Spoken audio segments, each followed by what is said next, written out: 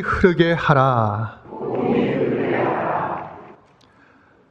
우리는 2020년 새해를 들어서 초대교회를 통해서 주시는 하나님의 음성을 계속 함께 듣고 있습니다. 초대교회의 모습을 가장 잘 보여주는 성경의 책은 무엇일까요? 그것은 두말할 나위 없이 사도행전입니다. 왜냐하면 사도행전은 교회의 시작을 보여주고 있기 때문입니다. 사도행전에 별명이 있는 거 아십니까? 별명이 무엇일까요? 별명이 성령행전이라고 이야기를 합니다. 왜냐하면 사도행전에 기록된 초대교회에는 역동적인 성령의 역사하심이 생생하게 기록되어 있기 때문입니다. 사도행전 1장 8절 말씀, 예수님께서 승천하실 때 오직 성령이 너희에게 임하시면 너희가 권능을 받고 예루살렘과 온 유대와 사마리아와 땅끝까지 이르러 내 증인이 되리라 하시니라. 예수님께서 승천하실 때 사도행전 1장에서 내가 떠난 그 자리는 성령께서 내려오실 것이다. 그리고 마가의 다락방에서 어떠한 일이 일어납니까? 그들이 다 성령의 충만함을 받고 성령이 말하게 하심을 따라 각기 다른 언어로 이야기하였더라. 성령의 오순절 강림 사건, 이것으로 교회가 시작됩니다. 또한 사도들은요, 기도할 때 이런 기록이 나옵니다. 사도행전 4장 31절, 빌기를 다함에 모인 곳이 진동하더니 무리가 다 성령이 충만하여 담대히 하나님의 말씀을 전하니라. 막 기도하는데 성령이 충만하게 내려지니까요, 담대하게 하나님의 말씀을 전하게 되는 것입니다. 초대교회에 임했던 성령의 특징을 한마디로 한다면 성령은 가만 한 곳에 머물러 있지 않고 고여 있지 않고 어디론가 흘러간다라는 것입니다. 복음은요, 속성상 움직이는 것입니다. 사도행전은 그것을 잘 보여주고 있어요. 복음을 들었던 자들의 고백입니다. 우리는 보고 들은 것을 말하지 않을 수가 없다 하니. 사도들은요, 내가 들은 것을 말하지 않을 수 없다. 그렇습니다. 예수님의 복음이 제대로 사람 속에 들어가서 작동이 되면 어디론가 그 복음은 흘러가게 되어 있다라는 사실입니다. 오늘 이야기도 마찬가지입니다. 사도행전, 우리 초대교회에 있었던 한 가지 사건인데요. 성령은 빌립을 어디론가 갑자기 보내십니다. 불편한 곳으로 보내세요. 왜 보낼까요? 그것은 바로 빌립 안에 있던 그 복음을 고여있지 않게 어디론가 필요한 곳에 흘려보내기 위해서 빌립을 보내고 있는 것이죠. 오늘 초대교회 빌립 이야기를 통하여서 우리 안에 있는 이 복음을 역동적으로 흐르게 하시는 성령님의 놀라운 은혜를 우리 모두가 함께 누릴 수 있기를 주님의 이름으로 축원드립니다. 따라하겠습니다. 광야로 보냄받았습니다. 26절 말씀 함께 읽겠습니다. 주의 사자가 빌립에게 말하여 이르되 일어나서 남쪽으로 향하여 예루살렘에서 가사로 내려가는 길까지 가라 하니 그 길은 광야라. 주의 사자가 빌립에게 갑자기 말을 걸면서 오늘 이야기는 시작됩니다. 다짜고짜 일어나서 가라 라고 명령을 합니다. 이 명령에는 두 가지 특징이 있는데요. 하나는 지금 바로 움직이라는 시간적인 명령이고, 또 하나는 아주 정확한 장소를 알려주는 공간적인 명령입니다. 시간과 공간 애매하지 않고 분명하게 말씀을 합니다. 빌립은 다른 생각할 틈이 없었습니다. 곧바로 움직이죠. 가보니까 어딥니까? 광야라. 광야. 광야는 어떤 곳입니까? 힘든 곳이죠. 맞습니다.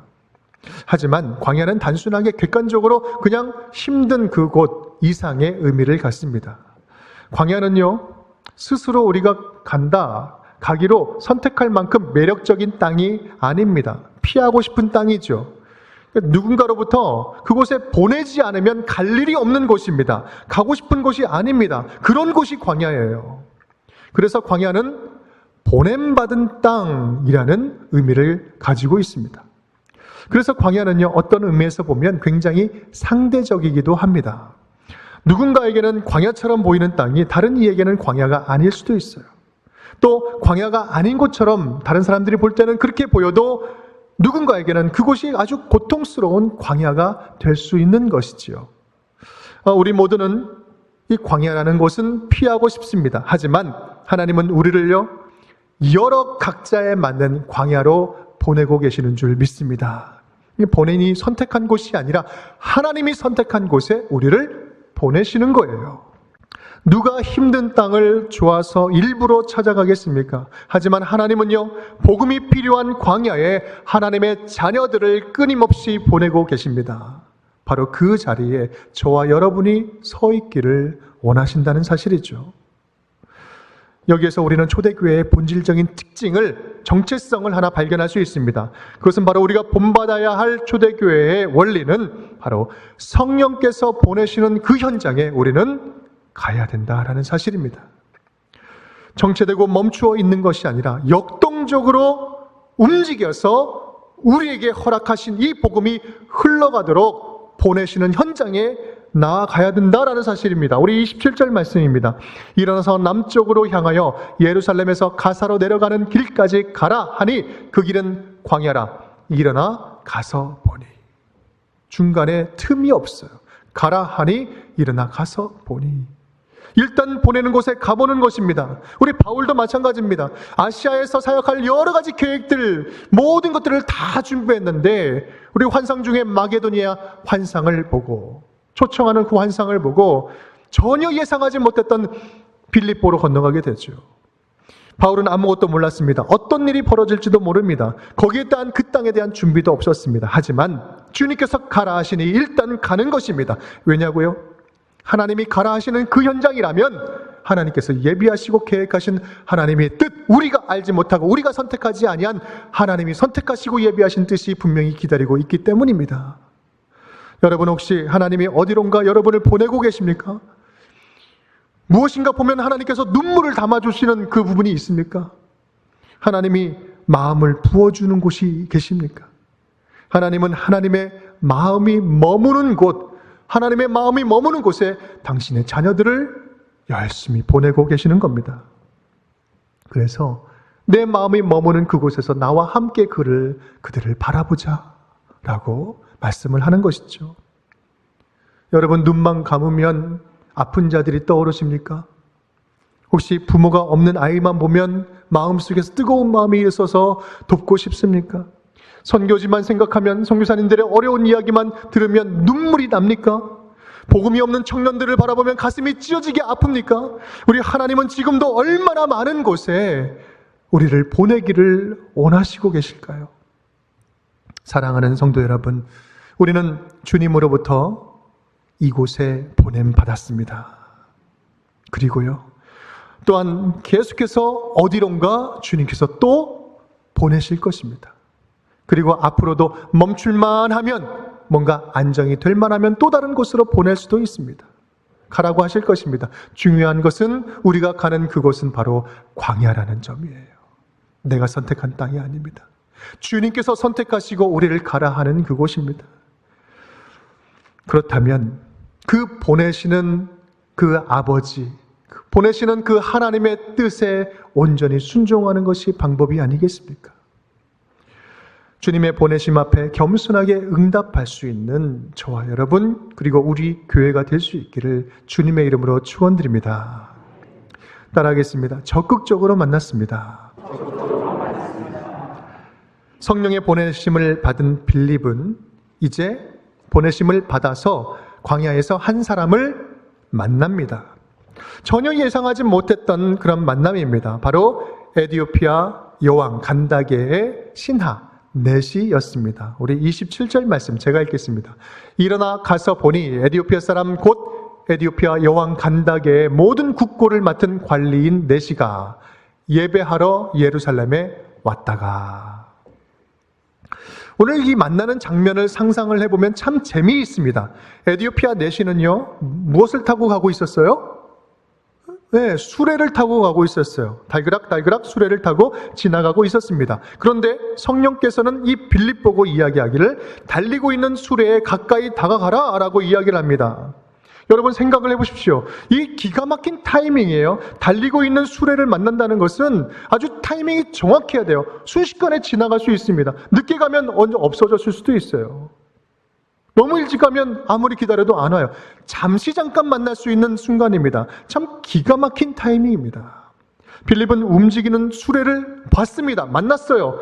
그리고 뛰어갑니다. 얼마나 빨리 뛰어갔을까? 수레의 속도에 맞춰서 뛰어갔겠죠. 멀리 있었으면 가로질러서 뛰어갔을 것입니다. 헐레벌떡 뛰어가서 내시에게 물어보는 거예요. 내시를 보니 이사야 말씀을 읽는 것을 보고 그것이 네가 이해하느냐? 한 사람은 지금 수레를 타고 가고 있고요. 한 사람은 뛰어가고 있습니다. 여러분 지금 이 장면을 상상해 보십시오. 속도가 맞지 않아요. 속도가 맞지 않습니다. 그때 잠깐 멈췄는지는 몰라도 누군가를 처음 만나서 대화하기에는 편안한 만남이 아닙니다. 무슨 말입니까? 아주 불편한 만남이었다라는 거예요. 그렇습니다. 여기에 초대교회의 두 번째 영적인 원리가 있습니다. 그것은 바로 만남의 원리입니다. 만남. 교회는 새로운 만남이 넘치는 곳입니다. 새로운 만남에 대한 두려움이 없는 곳이에요. 두려움이 있어서는 안 되는 곳입니다. 아니 오히려 새로운 만남을 향해서 적극적으로 나아가는 곳, 그것이 바로 교회다. 새로운 만남이 계속해서 일어나게 하는 것, 그것이 바로 교회입니다. 그리고 그리스도인으로 살아가는 개인적인 삶도 마찬가지입니다. 누군가를 새롭게 만나서 관계를 맺는다는 것, 여러분 편하십니까? 어떤 분들은 굉장히 즐겁게 잘 하시는 분들도 계십니다. 하지만 점점 편해지지가 않습니다. 불편하고 귀찮기도 합니다. 그래서 요즘은요, 트렌드가 그 유행이 뭐든지 혼자 하는 그런 것이 유행이 됐죠. 점점 만나는 것을 불편해하는 시대, 그것이 바로 저와 여러분이 살아가고 있는 지금의 시대입니다. 하지만 초대교회 성도들은요, 만남이 있어서 견뎌낼 수 있었습니다. 만남이 있어서 견딜 수 있었고 그들은 만나서 함께 할 수 있어서 함께함으로 믿음을 끝까지 지켜낼 수 있었습니다. 그들에게 만남은요, 곧 생명이었습니다. 대화의 철학자라 불리는 마틴 부버라는 분은요, 이렇게 이야기를 합니다. 모든 참된 삶은 만남에 있다. 이 만남 안에 진정한 삶의 의미가 있다라는 것입니다. 그는 만남의 소중함을 말하면서 또한 이렇게 이야기합니다. 너를 통해서 진정한 내가 된다라는 거죠. 또한 이런 말도 있습니다. 아픈 만남이 헤어짐이라면 새로운 만남은 치료제이다. 새로운 만남을 통해서 주님께서 치료해 가시죠. 조선시대의 꽃이라 불리는 영정조 시대의 탕평책, 굉장히 개혁적인 정책이죠. 그 탕평책의 꽃을 이룬 것은 정조대왕 때였습니다. 이 정조대왕은 박제가라는 학자를 신분에 상관없이 굉장히 개혁적으로 등용하게 됩니다.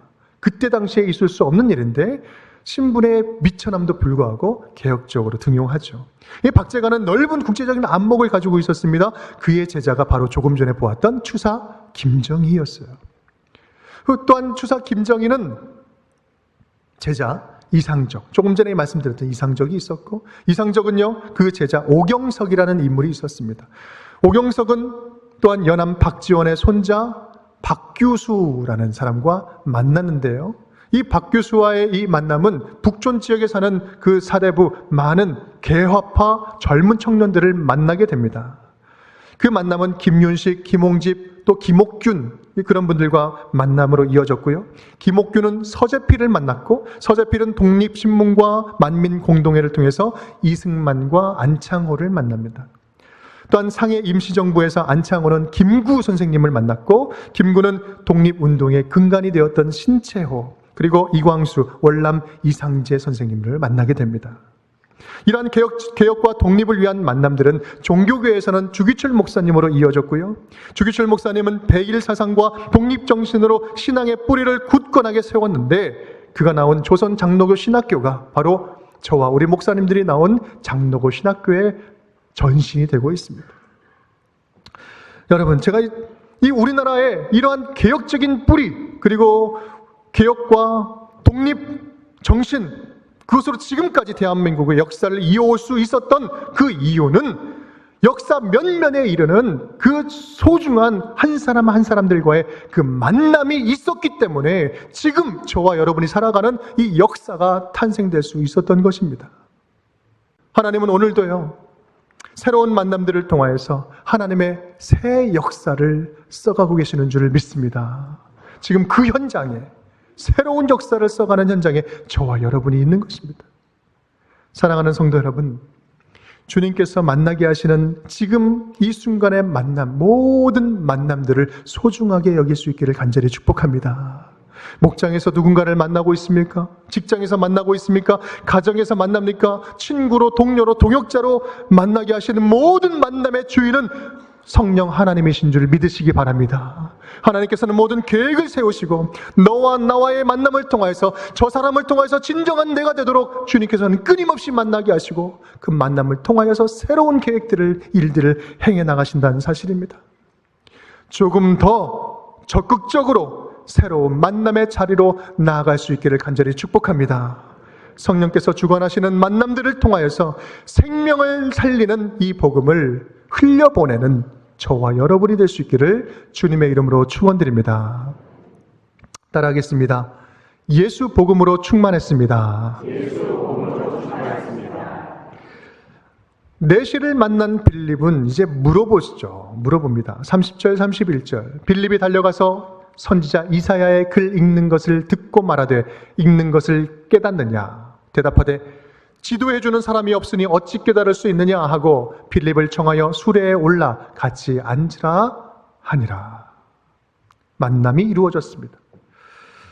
이디오피아 내시는요, 이방인임에도 불구하고 예루살렘에 뭐하러 왔습니까? 뭐하러 왔죠? 네, 조금 전에 읽었잖아요. 우리 예배하러 왔습니다. 이방인인데도 하나님에 대한 갈망이 있었습니다. 에티오피아 국고를 맡은 그 한 나라의 권력자였습니다. 하지만 영적으로는 빈곤하고 갈급한 사람이었어요. 34절 말씀 함께 읽겠습니다. 그 내시가 빌립에게 말하되 청컨대 내가 묻노니 선지자가 이 말한 것이 누구를 가리킴이냐? 자기를 가리킴이냐? 타인을 가리킴이냐? 누구를 가리킴이냐? 지금 도저히 이것이 누구를 말하는지 모르겠다. 그렇습니다. 이 이디오피아 내시는요, 참된 복음이 없어서 고통스럽고 갈급해하는 이 세상 사람들의 영적인 실존을 보여주는 인물입니다. 진리를 알지 못하여 갈급해하는 우리 인생들의 실존을 보여준다. 그런 종교적인 열심은 있어도요, 예수를 모르니까 아무리 성경을 봐도 마음속이 공허한 거예요. 예수가 없으니까 기쁨이 없습니다. 도대체 이것은 누구를 말함이냐? 뭔가 중요한 이야기인 것 같은데 누군지 도대체 나는 알 수 없다. 갈급함으로 외치고 있습니다. 빌립은 이 내시의 말을 듣는 순간, 이 순간을 결코 놓치지 않았습니다. 우리 35절 말씀 큰 소리로 함께 읽겠습니다. 빌립이 입을 열어 이 글에서 시작하여 예수를 가르쳐 복음을 전하니. 그렇습니다. 빌립이 딱 이 말을 듣는 순간 입을 열어서, 저는 이 부분에 추임새 하나를 딱 넣는다면 빌립이 입을 열어 이 사이에, 이 다음에 아싸 기회는 이때다, 아싸 때는 이때다, 왔구나 이거죠. 그래서 바로 그 말씀으로부터 누구를 가르쳐요? 예수를 전하는 겁니다. 빌립은 예수 그리스도의 복음으로 찰랑찰랑 차 있던 초대교회의 대표적인 집사님이셨습니다. 예수 그리스도의 십자가 부활의 복음으로 채워져 있던 예수 충만한 제자였던 것입니다. 빌립이 기다렸다는 듯이 그 말씀으로부터 시작을 해서 바로 예수를 전하기 시작합니다. 어느 순간, 어느 상황, 어느 때라도 툭 치면 예수가 전해질 수 있는 그 놀라운 성령의 충만한 자였던 것입니다. 그는 누구시며 왜 오셨고 우리와 무슨 상관이며 또한 우리는 어떠한 은혜를 받았고 그래서 우리는 어떻게 살아가야 되는 것인지 차근차근 하나씩 이 수레 위에서 제자훈련 속성반을 진행하고 있는 것입니다. 도살장으로 끌려가는 어린 양과 같은 이 인생, 이 사람은 도대체 누굽니까? 바로 그는 우리 주 예수 그리스도이십니다. 예수님이 그렇게 우리의 구원자가 되어주셨습니다.